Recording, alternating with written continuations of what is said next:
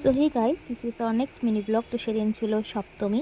তো আমরা বললামই যে তোমাদের আগের ব্লগগুলোতে যে আমরা এবারে রোজ বেরিয়েছি, নবমীটা বাদ থেকে। নবমীটাও বেরিয়েছিলাম, একটু এদিক ওদিক ঘুরে চলে এসেছি। তো সেদিন আমরা তিনজন মিলে গেছিলাম একটু নর্থের দিকে দেখতে। তো ফার্স্টেই হাতিবাগান দেখে নিলাম।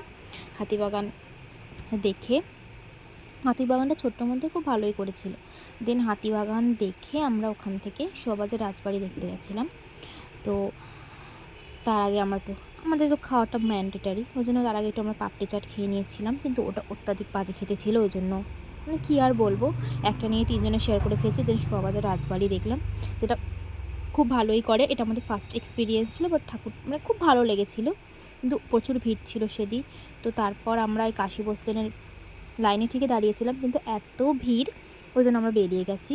তো তারপর আমরা ওখান থেকে গেছিলাম সন্তোষ মিত্র স্কোয়ারে ঠাকুর দেখতে। তো সন্তোষ মিত্র স্কোয়ারে ঠাকুরটা জানো এবারে খুব ভালো করেছিল। আর দুর্গা প্রতিমাটা তো প্রতিবারই খুব সুন্দর করে সিম্পলের মধ্যে।